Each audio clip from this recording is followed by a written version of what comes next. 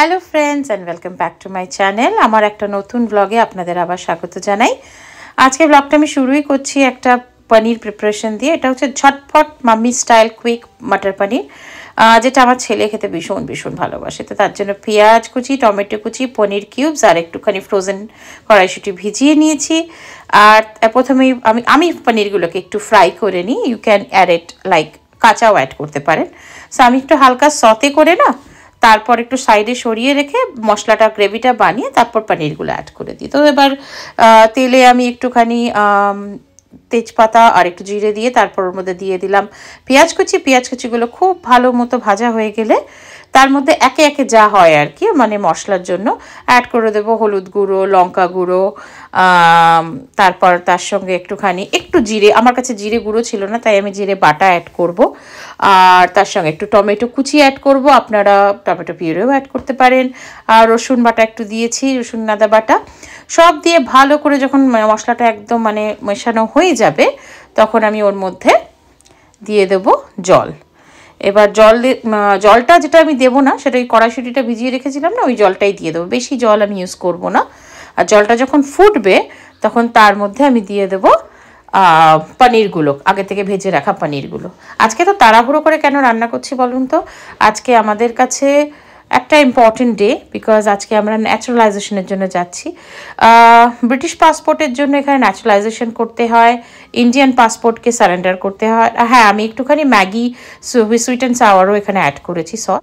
একেবারে এটা অপশনাল, আপনারা অ্যাডও করতে পারেন, নাও অ্যাড করতে পারেন। তো যেটা বলছিলাম, এখানে এই ন্যাচারালাইজেশনের খরচাটা প্রচুর বেশি। আমাদের পরে বোধহয় 1500 সামথিং করে, 1534 বা 64 বা 1600 পাউন্ড এরকম কিছু, আর বাচ্চাদের পরে 1234 পাউন্ড করে, টোটাল গিয়ে 2000 আর ওদের 1500 পাউন্ড এরকম কিছু একটা খরচা থাকে। তারপর আবার ইন্ডিয়ান পাসপোর্টটা সারেন্ডার করতেও 200-250 পাউন্ড করে খরচা আছে, 300 পাউন্ড করে, সরি। সো প্রচুর টাকার ধাক্কা, কিন্তু তবু করতে তো হবে বলুন। আমার মেয়েটার বাই বার্থ ও পেয়ে গেছে, ছেলে এখানেই জন্ম থেকে প্রায় পড়াশোনা করছে, প্রথম স্টাডি এখানেই শুরু করেছে, ও এখানেই থাকবে, তো ওরটাও দরকার। তো একটা অ্যাডাল্ট হিসেবে আমিও করে নিলাম। সো আজকে সেটা ন্যাচারালাইজেশনে ওথ সেরিমনি আছে, ওটার ভেতরে ভিডিও তো বেশি করতে দেয় না, তা আপনাদের সঙ্গে একটু শেয়ার করব।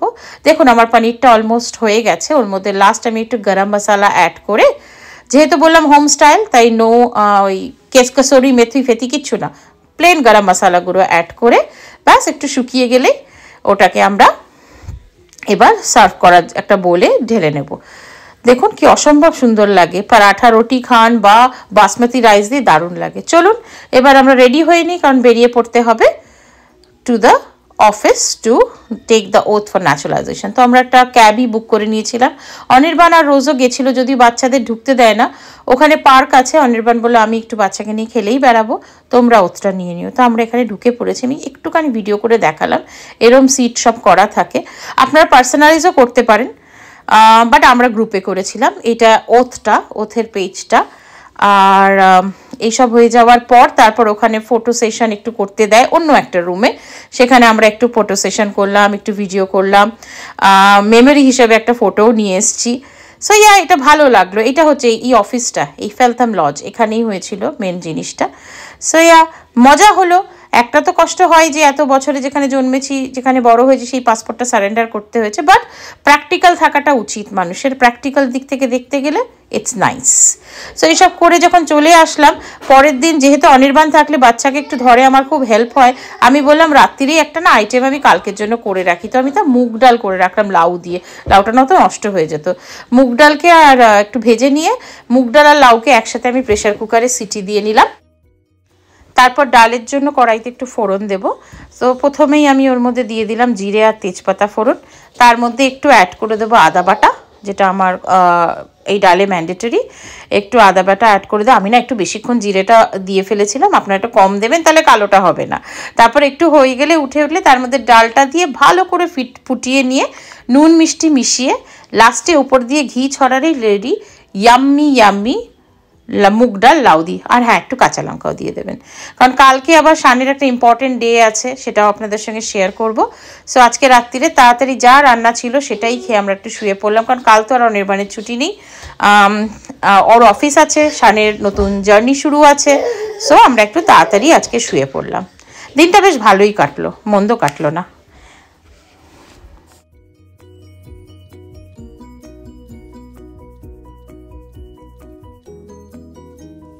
Hello friends, good morning.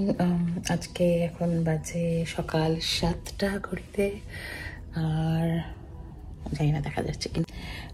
শান আজকে প্রথমবার ফর দ্য সেকেন্ডারি স্কুল যাচ্ছে। এখানে সেকেন্ডারি স্কুল মানে বাচ্চা বিশাল বড় হয়ে যাওয়া একটা ব্যাপার আর কি। সো চলুন, আচ্ছা প্রথম একটা সপ্তাহ ওকে একটু ছেড়ে আর নিয়ে আসা করবো, কারণ নতুন স্কুল। তারপর তো একা একাই আগে স্কুলেও যেত, এই স্কুলেও যাবে। সো চলুন দেখাবো কী করে কী করছি। সো শানের যে প্রাইমারি স্কুল ছিল সেখান থেকে আরও 8 ঘন্টা 45 মিনিট আগে ওকে স্কুলে যেতে হবে, তাহলে আরও 8 ঘন্টা আগে ওকে উঠতে হবে। তো আমি উঠে কি করলাম, ও যখন বাথরুমে গেল প্রথম দিন, তো ওর ড্রেস ফেসগুলো আমি সব বার করে রেখে দিলাম। দেখুন টাই, ওদের ইয়ার 7, 8, 9 একটা টাই হয়, আবার অন্যরকম টাই হয়। সো ওর কোট ফোট সব কিছু আমি রেডি করে দিলাম। How are you feeling? এত সকাল সকাল ওঠার বান্দা সে নয়, আজকে উঠতে হয়েছে। বলছে অনেকক্ষণ আগের থেকে উঠে আছি মাম্মি, পিট করে যাচ্ছে চোখ। কেমন লাগছে? Good but cold as well. That should be okay. So এটা ওদের জাম্পার, সব কিছুতে দেখুন একেবারে লোগো লাগানো। এই লোগোগুলোর জন্য অনেক অনেক টাকা দিয়ে জিনিসগুলো কিনতে হয়, but still I think it's good because it's marked that কোন স্কুলে ও যাচ্ছে। চলুন এবার রেডি হয়ে যাক, then I show you the video.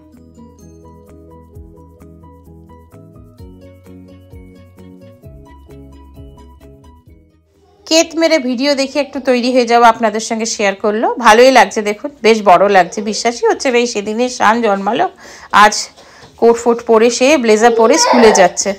So okay একটু জলখাবার দিলাম। আজকে বললো মাম্মি একটুখানি আমি স্যান্ডউইচ আর খেয়ে যাবো, একটা বানানা খেয়ে যাব। সো ঠিক আছে, ও যেটা চাইলো আমি ওকে সেটাই দিলাম। আজকে হালকাই রাখলাম, first day, we will go according to his wish. So দই চিনি আমাদের চিরকাল নিয়ম, শুভ কাজের আগে। আজকে জীবনের প্রথম দিন সেকেন্ডারিতে, খেয়ে যাও।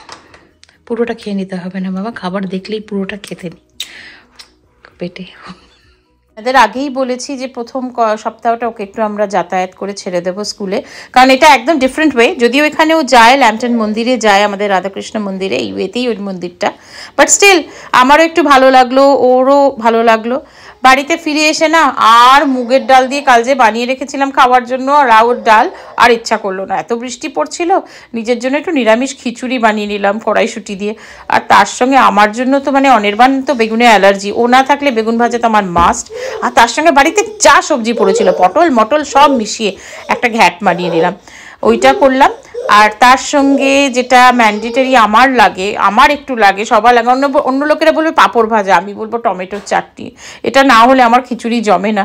সো পুরো একদম লাঞ্চ মেনু চেঞ্জ করে খেয়ে নিলাম, কারণ তাড়াতাড়ি আজকে করতে হবে। অনেক দিন ছেলেকে নিতে যাওয়ার অভ্যেস নেই, মেয়েকে সাথে করে তা বেরোতেই হবে। সো দেখুন বেরিয়ে পড়লাম, সেও চলেছে তার দাদাকে আনতে প্রথম দিন সেকেন্ডারি স্কুল থেকে। আর আমার এই রাস্তাটা এত ভালো লাগে না, ল্যাম্পটনের এই বিল্ডিংগুলো থাকে, ওয়েটা পুরো রেসিডেন্স এলাকা, ইটস ভেরি নাইস। সো দেখুন ওদের স্কুলটা দেখা যাচ্ছে, টাইমে এখনও 10-15 মিনিট বাকি, একটু আগেই পৌঁছে গেছিলাম। তো আমরা দাঁড়িয়েছিলাম অ্যান্ড উই আর ওয়েটিং কি কখনো বেরোবে, কি বলবে, how he has spend the day in the school, hopefully he will be feeling nice. ওর বইয়ে বললো খুব এনজয় করেছি, আমাদের সব রুটিন ফুটিন দিয়ে দিয়েছে। সো ব্যাস, ছেলে খুশি, আমরাও খুশি। আস্তে আস্তে বাড়ির দিকে রওনা দিয়ে দিলাম, কারণ ওর আবার আজকে মানে ওর এন্টারটেনমেন্টে ফুল। দেখুন রেডি হয়ে গেছে পাঞ্জাবি টাঞ্জাবি পরে, ওর একটা বন্ধুর বোনের বার্থডে আছে আমাদের ফ্ল্যাটের মধ্যেই, মানে কম্পাউন্ডের মধ্যেই, বাট স্টিল মজা করতে তো যাচ্ছে। আর টাইম হয়ে গেছে, ও ওখানে মজা করছে, তো একটুখানি 8টা 8:30 বেজে গেছে। আমি একটু অপেক্ষাই করছিলাম, বারবার ফোন করা যায় না বুঝলেন, ছেলে এখন বড় হয়েছে, তো ফোন করলে বলে এতবার ফোন করার কি আছে। তো এই উপরের দিকে একদম টপ ফ্লোরের দিকের বিল্ডিংয়েই ওখানে দেখুন দেখা যাচ্ছে 5 বছর লেখা, ওখানেই ওর বন্ধুর বোনের বার্থডে ছিল। আর এই দেখুন মহারাজ চলে আসছে। চলুন আমার বকবক আজকে আমি এখানেই শেষ করছি। যদি আমাদের আজ এই ইভেন্টফুল ব্লগটা ভালো লেগে থাকে, এতগুলো ইভেন্ট, এতগুলো রেসিপিওয়ালা blog, please do like, share and subscribe my channel. আবার দেখা হবে নতুন একটা ব্লগে, নতুন কিছুর সাথে। টিল দেন যেটা আমি সবসময় বলি, ভালো থাকবেন, সুস্থ থাকবেন, and please do keep on smiling. দেখা হবে খুব শীঘ্রই। Till then, bye by.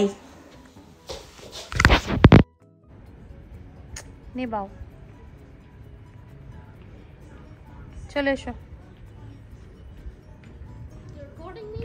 Yes.